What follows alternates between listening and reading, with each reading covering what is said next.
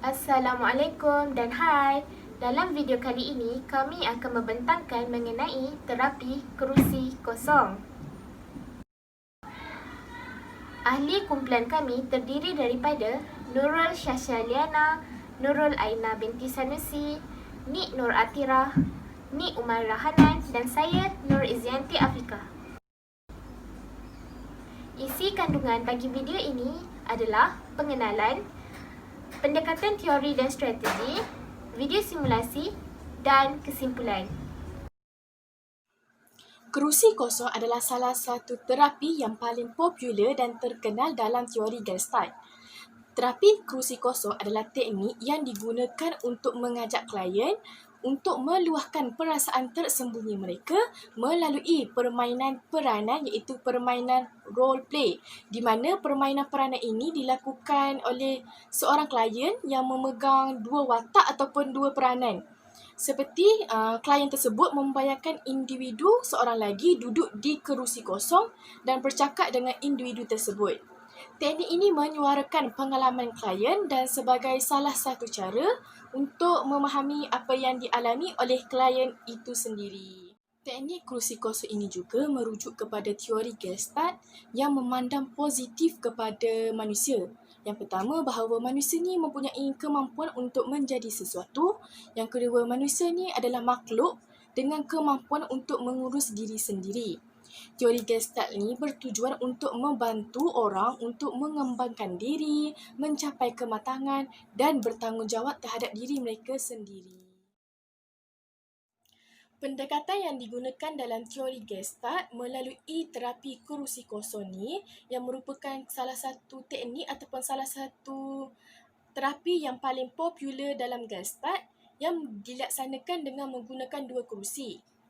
Okey, kedua-dua kerusi ini mewakili perasaan positif dan negatif untuk melahirkan konflik dalaman klien. Dua bahagian dalam diri klien yang berkonflik diwakili oleh kerusi masing-masing. Klien diberi peluang untuk duduk di atas kerusi yang pertama dan kerusi yang kedua dan bercakap dari perspektif kerusi yang didudukinya. Sekiranya kerusi yang diduduki oleh klien mewakili perasaan marah, maka klien perlu meluahkan perasaan marah tersebut. Dialog yang keluar dari klien dikategorikan sebagai top dog dan underdog. Top dog ni mewakili perasaan yang dominan ataupun super ego yang mengawal underdog. Manakala underdog ni mewakili perasaan yang agak lemah dan memaafkan, tetapi tidak semestinya bersedia untuk berubah.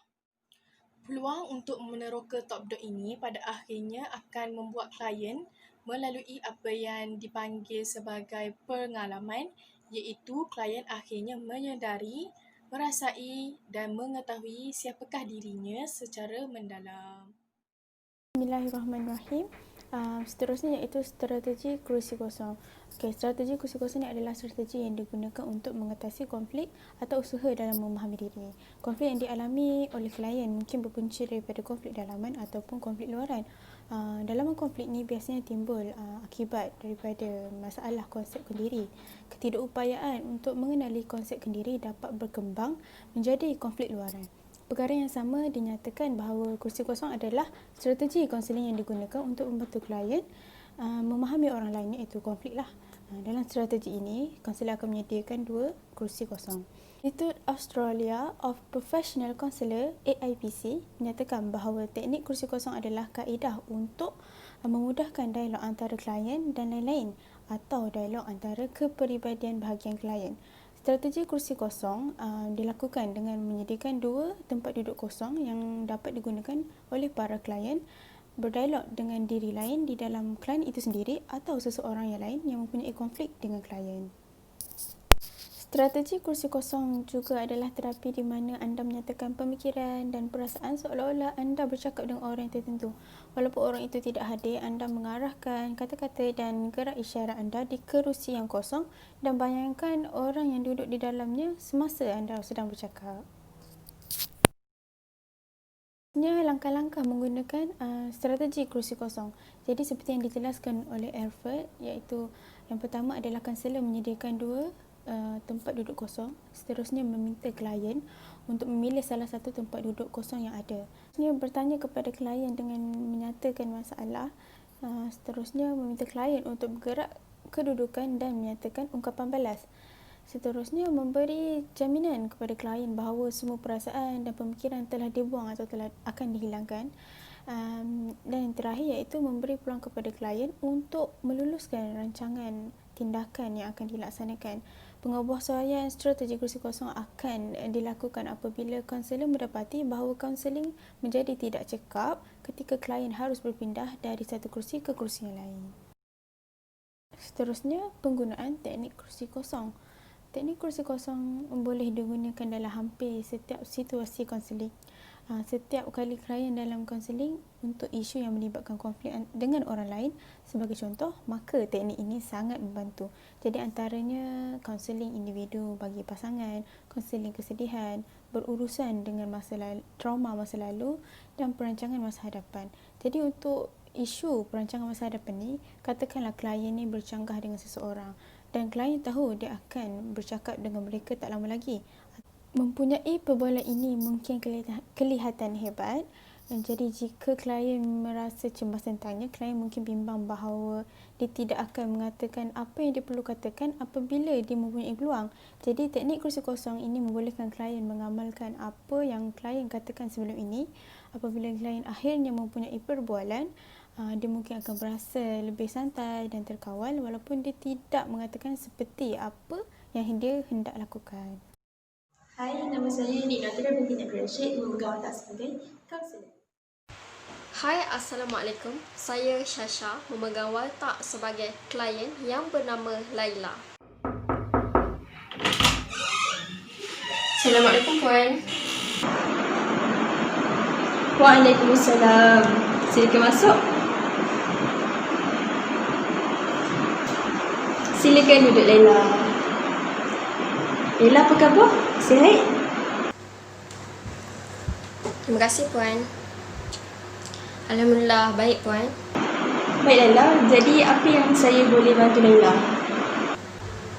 Sebenarnya saya ada masalah dengan ayah saya, Puan.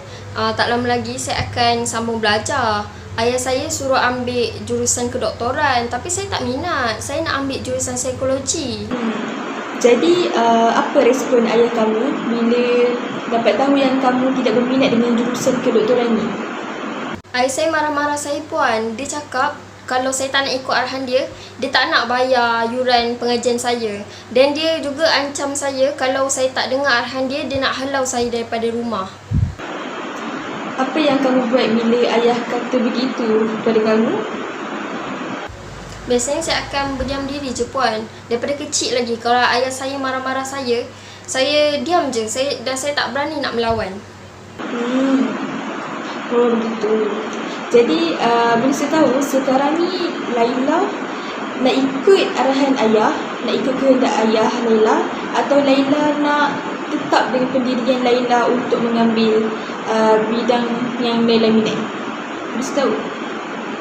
Sebenarnya saya nak ikut apa kata hati saya, Puan. Saya dah tak nak ikut arahan ayah saya lagi. Lagi-lagi ini mengenai masa depan saya, Puan. Jadi saya tak nak dah ayah saya tetapkan kehidupan saya lagi. Saya nak pilih apa yang saya nak untuk masa depan saya. Okey, baiklah. Untuk masalah Laila ni, saya akan cuba bantu Laila dengan menggunakan teknik terapi kerusi kosong. Okey, untuk terapi ni nanti Laila akan disediakan 2 buah kerusi. Kerusi pertama, Laila akan cuba bayangkan diri Laila sedang bercakap dengan ayah. Dan kerusi kedua tu, Laila perlu untuk bayangkan diri Laila sebagai ayah. Jadi dalam terapi tu nanti, Laila perlu berkomunikasi. Cuba berkomunikasi antara Laila dengan ayah. Jadi setakat ni Laila faham? Baik, faham, Puan. Okey, baiklah. Di sini ada 2 kerusi. Ini kerusi A dan ini kerusi B. Jadi kita akan mulakan dengan Laila duduk di kerusi B dahulu dan cuba bayangkan diri Laila sebagai ayah Laila. Silakan. Baik, Puan. Laila, nanti kamu nak mendaftar untuk sambung belajar kan? Jadi, ayah nak kamu ambil jurusan kedoktoran. Ayah nak kamu jadi macam anak-anak kawan ayah yang dah berjaya tu, yang dah berjaya jadi doktor, yang ada pendapatan yang tinggi. Kamu tak nak ke jadi macam mereka? Saya tak nak jadi doktor ayah. Saya tak nak ambil jurusan kedoktoran ni. Bagi saya, jurusan ni susah. Jadi saya minat dalam jurusan psikologi. Saya nak ambil bidang tu ayah. Tak bolehlah macam tu. Kamu kenalah ikut apa yang ayah nak. Ayah yang bayar yuran pengajian kamu kot. Kamu tak bolehlah buat keputusan sendiri. Jurusan psikologi ni banyak peluang pekerjaan dia ayah. Sebab itulah saya nak cebur di bidang ni. Kenapa kamu nak bantah cakap ayah? Kamu tahu tak yang ayah bayarkan yuran pengajian kamu semua ni?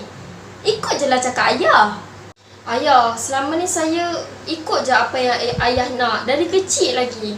Takkanlah sekarang pun saya nak kena ikut apa yang ayah nak. Ini kan tentang masa depan saya. Biarlah saya yang pilih sendiri. Kamu tu kecil lagi, Laila. Kamu tak tahu apa-apa tentang masa depan. Ayah ni banyak pengalaman. Kamu sepatutnya belajar daripada ayah ni. Saya dah besar lah ayah. Saya tahulah apa yang saya nak jadi pada masa depan. Kamu nak bantah cakap ayah lagi? Okey? Sekarang kamu keluar. Kamu jangan duduk rumah lagi. Sampai hati ayah. Saya ni anak ayah. Ayah tak suka ke anak ayah jadi orang yang berjaya, ada masa depan? Ayah sepatutnya sokong apa yang saya nak buat untuk masa depan saya. Bukannya marah-marah macam ni pada saya. Baik Laila, jadi sekarang ni Laila dah luahkan segala apa yang Laila rasa sebelum ni?